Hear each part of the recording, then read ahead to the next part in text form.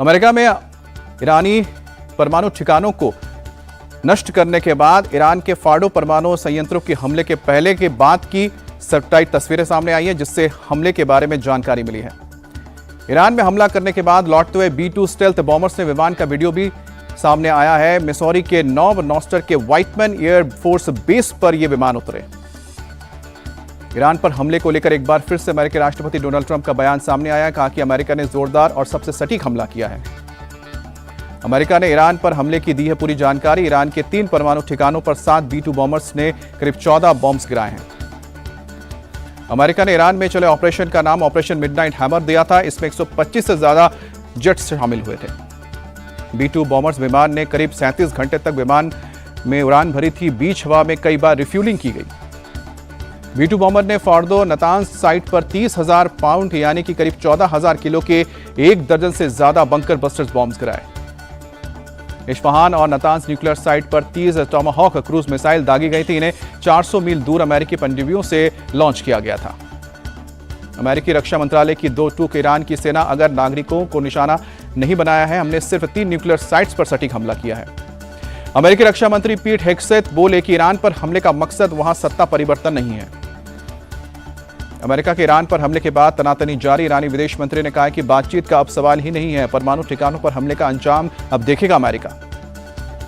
Iran के विदेश मंत्री अब्बास अरागाशी बोले कि इजराइल का साथ देकर अमेरिका ने कूटनीतिक छल किया है, डिप्लोमेसी अब कोई ऑप्शन नहीं है।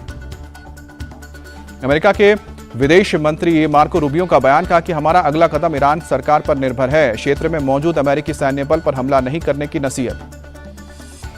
इजरायल और अमेरिका के हमले के बीच तेहरान में जनजीवन दिखा सामान्य। बिजली, पानी या बुनियादी सेवाओं में किसी तरह की बाधा की खबर नहीं।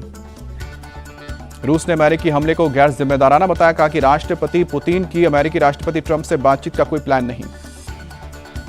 फ्रांस और अमेरिका हमले में शामिल होने से किया इनकार। परमाणु ठिकानों पर हमले पर चिंता जताई।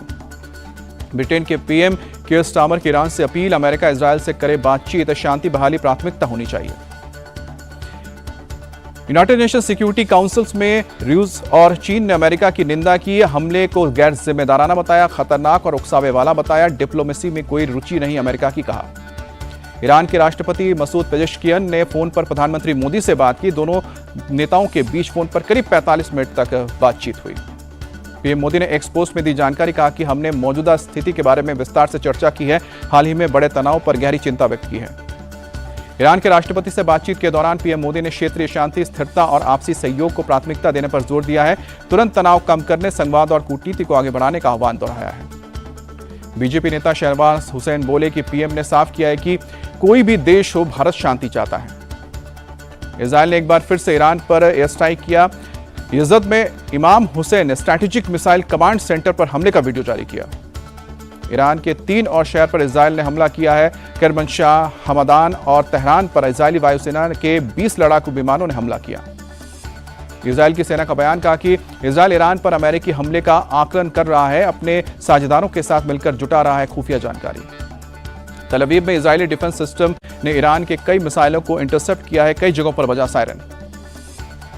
हाइफा में भी ईरान ने बैलिस्टिक मिसाइल दागी हैं। कई दूसरे शहरों में हवाई हमले के सायरन बचे हैं। इजरायल के नेस जियोन में ईरान का मिसाइल अटैक, कई घर तबाह हुए। रूस जाकर राष्ट्रपति पुतिन से मिलेंगे ईरान के विदेश मंत्री अब्बास अरागाशी। अमेरिकी हमले पर होगी बातचीत। ईरान से लड़ाई पर बोले इजरायल के पीएम नेतन्याहू, हम लक्ष्यों को प्राप्त करने के बहुत करीब हैं। इसके लिए कदम दर कदम आगे बढ़ रहे हैं। आईएई के प्रमुख राफेल ग्रासी ने इजरायल और ईरान में शांति के मार्ग पर लौटने का आग्रह किया है। ग्रासी ने संयुक्त राष्ट्र सुरक्षा परिषद के आपातकालीन सत्र को संबोधित किया। यरूशलेम के पुराने शहर की दीवारों पर फहराए गए अमेरिकी और इजरायल के झंडे। ईरान पर अमेरिकी हमले का स्वागत। एआईएम चीफ असदुद्दीन ओवैसी बोले, इजरायली पीएम नेतन्याहू को फिलिस्तीनियों के हत्यारे के रूप में याद किया जाएगा।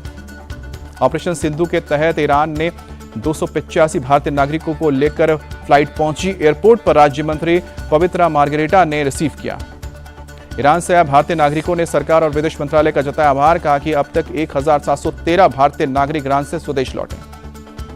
दिल्ली पहुंचने पर लोगों ने कहा कि भारत वापस आकर जो महसूस कर रहे हैं उसे शब्दों में बयान नहीं कर सकते। रविवार दिन में भी ईरान से 311 भारतीयों को लेकर दिल्ली पहुंची स्पेशल फ्लाइट। लौटने वालों में 280 छात्र हैं, जिन्हें 200 जम्मू कश्मीर के हैं। ईरान से लौटे लोगों ने भारत सरकार का भी आभार जताया। कहा कि सरकार ने अपना फर्ज अच्छे से अदा किया है, कहीं कोई दिक्कत नहीं। तुर्कमेनिस्तान ने ईरान से सटे अपने बॉर्डर को विदेशी नागरिकों के निकासी के लिए खोला है। 24 घंटे यहां ऑपरेशन है। गल्फ रीजन में बढ़ते टेंशन से एयर इंडिया का फैसला, ईरान, इराक और इजराइल एयर स्पेस का नहीं करेगा इस्तेमाल। रूस यूक्रेन के बीच युद्ध जारी, रूस ने यूक्रेन के दोनेत्स्क में एक गांव पर कब्जे का दावा किया।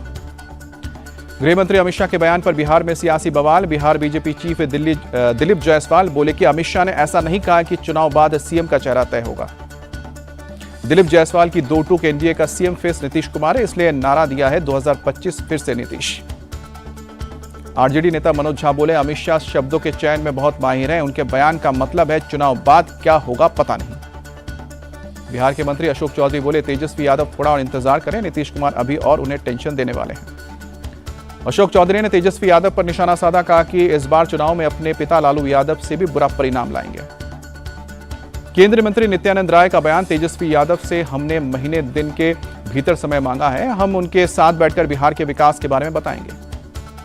जेडीयू नेता राजीव रंजन प्रसाद ने तेजस्वी यादव को दी सलाह, कहा कि एनडीए में टिकट बंटवारे की चिंता ना करें, उनके गठबंधन में घमासान है। राजीव रंजन बोले कांग्रेस तेजस्वी यादव को नेता मानने के लिए तैयार नहीं है, बैठक पर बैठकें हो रही हैं। जन स्वराज चीफ प्रशांत किशोर ने लालू यादव पर निशाना साधा, कहा कि उनकी मानसिकता पूरा बिहार जानता है, आरजेडी उनकी फैमिली पार्टी है।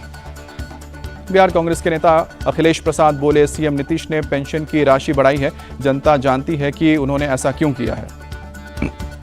बिहार चुनाव को लेकर चुनाव आयोग का प्लान, वोटर्स की पहचान के लिए घर घर जाकर वेरिफिकेशन होगा। शिवसेना यूबीटी नेता संजय राउत बोले उद्धव और राज एक ही परिवार से हैं, अगर राज्य हित में वो साथ आना चाहते हैं तो किसी को दिक्कत नहीं होनी चाहिए।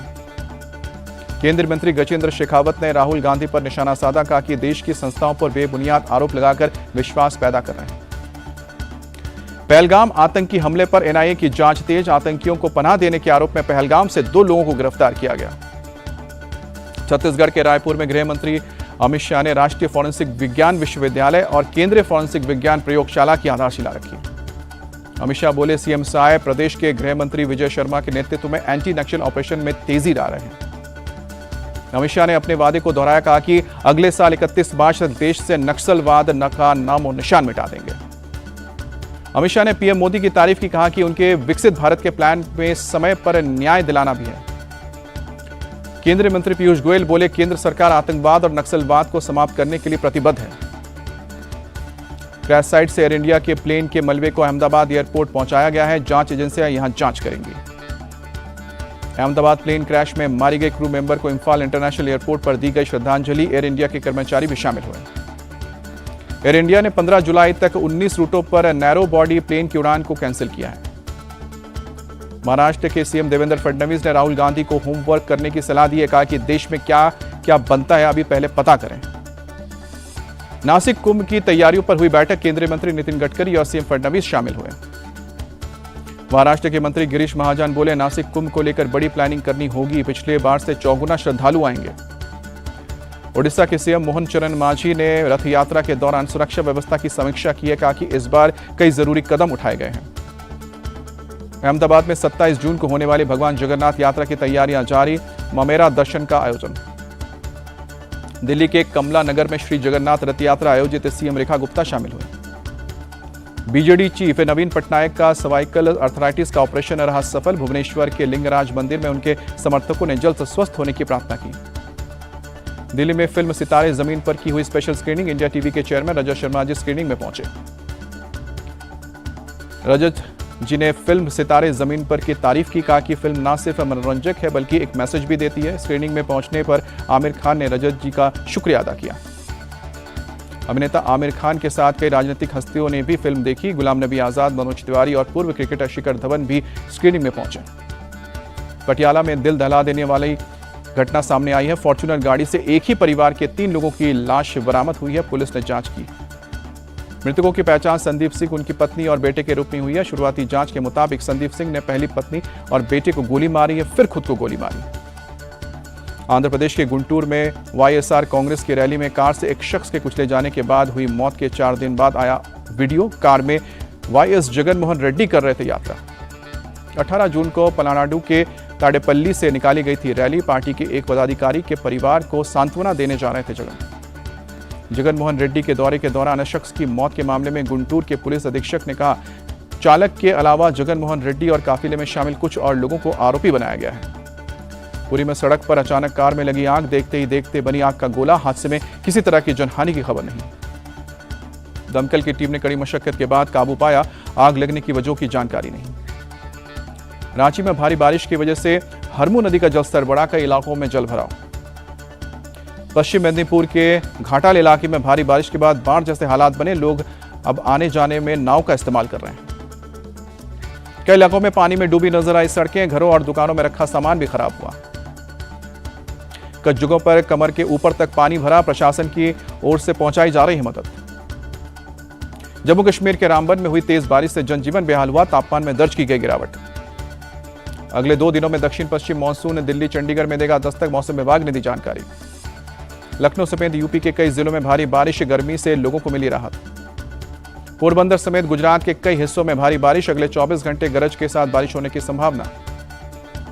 एमपी के भोपाल, ग्वालियर समेत कई शहरों में हुई बारिश, मौसम विभाग ने शाहजहांपुर, राजगढ़, उज्जैन में रेड अलर्ट जारी किया। सीरिया के दमिश्क में चर्च पर बड़ा आत्मघाती हमला, 20 लोगों की मौत, कई जख्मी। अमेरिका के मिशिगन में एक चर्च में गोलीबारी, एक शख्स ने फायरिंग करके एक व्यक्ति को जख्मी किया, पुलिस ने संदिग्ध को मार गिराया।